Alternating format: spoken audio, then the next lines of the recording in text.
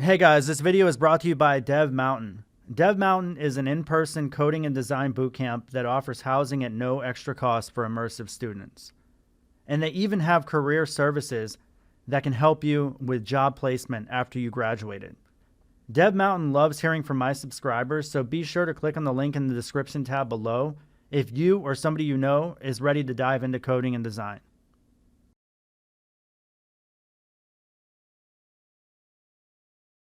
Hey guys, what's up? So in this video, I'm going to be talking about why do programmers hate unit testing.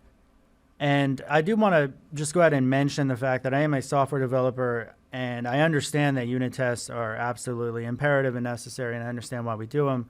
And I'll try to cover some of those reasons in this video, but I think it's pretty universal to say that, like, even for the programmers that know unit testing is beneficial and that it should be taken seriously and done right, they still know it's a complete pain in the ass and they still hate the process. So it's one of the probably worst things of being a developer in many cases. And there's a lot of reasons for that, but I think ultimately when I was becoming a developer, and I'm self-taught, so meaning that I didn't go to school and I didn't really have anybody that was training me one-on-one. When I was writing all my software for the first couple of years, I knew about unit testing, I read about it, and I'm like, that's not for me, I'm not doing that. So I didn't unit test any of my code. I also didn't have version control or take any of those necessary steps either. And I definitely burned myself more than once by not having those proper precautions. So for the longest time, I avoided unit testing. And it wasn't until I got into a professional environment that I realized how big of a deal unit testing is, and that different teams, they require certain amounts of code to be tested. And that's called code coverage, meaning that every if-else condition is covered under some sort of test. And you might ask, well, how do they figure that out? And there's 1.5 million tools out there that can automatically run, scan code, and figure out whether or not that code block, individual lines, are actually being tested inside inside of your unit test code. So having 100% code coverage is a very difficult feat, especially because it's very easy to get up to 90, 95% of all your code covered. There's always some edge cases in your code, like ternaries and just weird types of situations in your code and mocking and stuff that you have to do to try to get to the last few lines of code for this one particular edge case is finally fulfilled in your unit test and it gets executed. Those are hard to do. So that last 5%, 95% to 100% is very difficult. And you'd be surprised. I've worked on applications that are literally probably hundreds of thousands of lines of code and thousands of unit tests. So if you change one particular DOM element on a user interface or update any sort of interface or class or any of that stuff, you probably had to update anywhere from 15 to 20 different unit tests in some cases. So one little small bug fix, hey Chris, I need you to go ahead and update this DOM element because it says this or has the wrong has the wrong data, whatever it is, you go in there, you fix that one little line, and it looks like a simple piece of work, but then you're writing at least 1.5 days worth of unit tests to try to get all that stuff up to speed. Now, one of the benefits of unit testing is that if you are testing all of your code, then theoretically your code should work and execute properly. And it seems like that would be the case, but it's actually not. And there's so many different reasons for that, but the problem is that it's relatively simple to write a unit test. The complexities always come with just the monstrous amounts of code and different business teams, applications, and different APIs, different contracts, different you got things like RESTful services and SOAP services and all these different ways of communicating amongst especially an older organization that has a lot of IT. It can get very, very unwieldy. So trying to write code around all that stuff is a somewhat complicated process. Here is for C#, Visual Studio, Microsoft is basically showing you, okay, you want to write some code. Here it's a basic code. This is just a basic endpoint here. They got some methods, just a few methods here doing some simple stuff. But then you have to go through, create a unit test project, and then you're creating test classes. So this project is actually a project that sits outside of your main project. It's your test project, but it mimics your regular project. So if your regular project, in many cases like it is in the real world, is, like I said, hundreds of thousands of lines of code and tens of thousands of files, if not more, then you're having tens of thousands of files of test case stuff as well. And if you don't match those up one for one, then you're dealing with a nightmare there too, because I've actually seen that as well, where the tests like don't really associate very well to the actual source code. That's always fun. So with testing, it's also important to know that there is different types of testing. There is something called unit testing, and that is actually what I'm referring to in this video. Unit testing is taking individual chunks of your source code, individual functions, whatever it is, and writing specific test cases to say, hey, if I send this, if I call this function in this way past this data, I'm expecting to get this result. And it should always be that case, right? So like you have a test case for every single possible outcome, and they have a pattern that is that they call like the AAA, or it's arrange, act, and assert. And arranging is the complicated process of getting all of your source code in a position where you could actually even test it. That might also seem like it's something that's very basic, but you'd be surprised at how complicated that can be.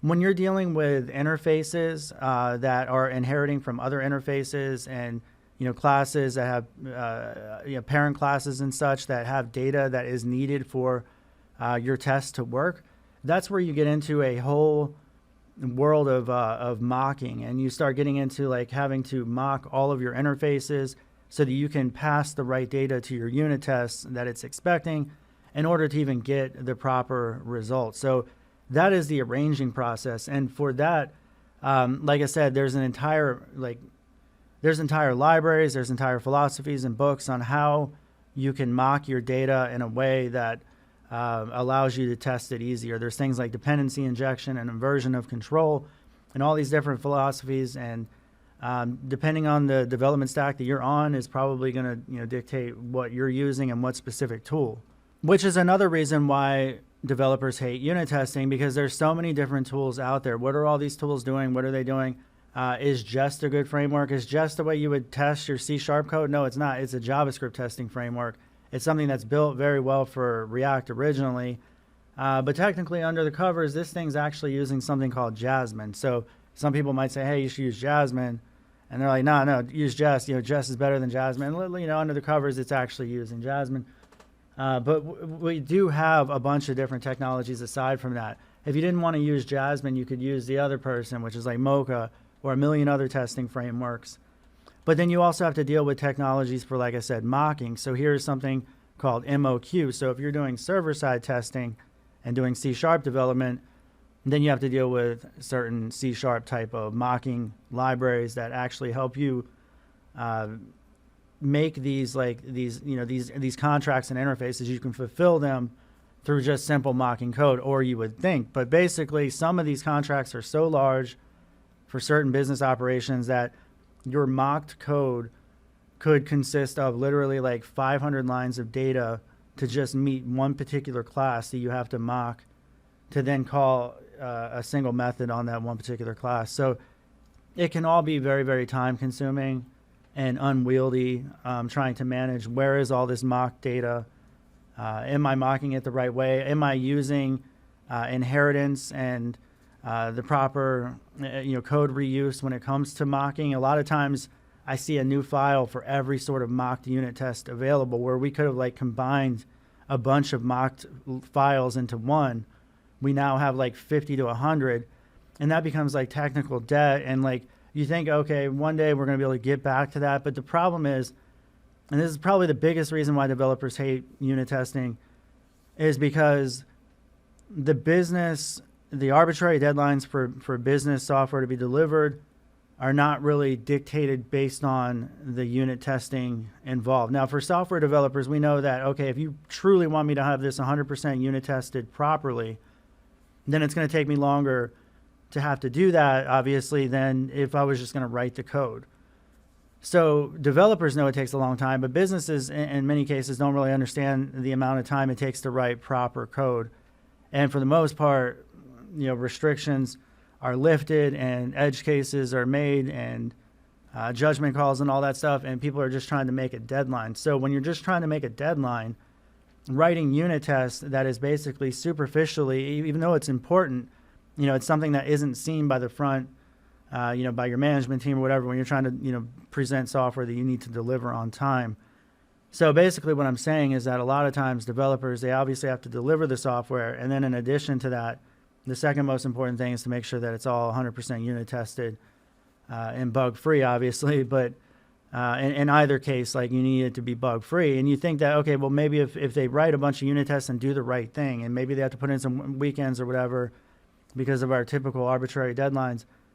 The thing is that it still doesn't really account for the fact that, like, so many unit tests are asserting the wrong thing in the first place. Like, so you could get 100% unit test code coverage, and it could be like asserting the wrong thing. So when you go down to actually check, okay, is this actually equal to this? And is this supposed to be a string when it was really supposed to be a number? Like those like types of things can slip through unit tests. And no code coverage, machine or any of that stuff can really account for that. And I guess that's the big point of, like, if you have a whole team full of people that are writing sloppy, terrible tests, and a lot of times it may not even be their fault. It's just because the architecture is so poorly designed and it's just so unwieldy or whatever. That that's obviously a crappy situation, and that sometimes happens too. So again, unit testing are one of those things. It's like time management type of things. There's things that you're going to do in your day-to-day job that you don't really want to do, even if you're passionate about being a programmer. There's certain kind of trivial types of tasks that we have to do that are not very fun. And I think in many cases, writing unit tests, especially for very, very large architectures, is one of those big nightmares of being a programmer. But it's still required, and there's not a whole lot we can do about it. It's just best to just, I actually have no advice on that. You just have to do it, right? You have to do it even though you don't feel like it. I do the same thing even though I don't feel like it, and you just have to do that. Now, in addition to unit testing, I mentioned there's other types of testing. Another thing developers, I think, look at, they're like, well, hold on a second. If I got, analysts, or I got QA testers, quality assurance people, and they're going to be looking at this stuff anyway, why does my stuff have to be so 100% unit tested at the source code level? Because it's just going to be tested anyway. And like, if the color's off or whatever, I still have to do work there and all that. But, and that is true. Like, you still have to have testing in a lot of organizations that are going to be done by humans, and they're called the quality assurance people. You also have something called integration testing, and integration testing or end-to-end testing is making sure that your source code from individual chunks of source code can reach out and call other chunks of source code, and that ultimately all of your architecture is working together. So a good example of that is like your web server, that your website that's maybe calling out to a couple of other web servers that are separate running processes. And those are not considered to be unit tests. That is integration or end-to-end testing to make sure all those pieces connect together. And that all still needs to be done. And then assuming all that stuff is done, you still have to account for like load testing and things like that as well. So a lot of testing that has to go on, obviously. And there's tools and libraries and different philosophies all across the board, all for different types: front-end architecture, back-end architecture, C# versus JavaScript. It's all different, and it's all stuff that you have to deal with day to day. And like I said, it's one of the more difficult things. So even though it's necessary, it's something that we pretty much hate to do, but we have to do it anyway. All right, so if you guys are looking to code, make sure you check out my website, codehawk.com, if you guys want to learn with me. I have tutorials on a lot of different stuff, and I'm adding new stuff as often as I can. All right, thanks.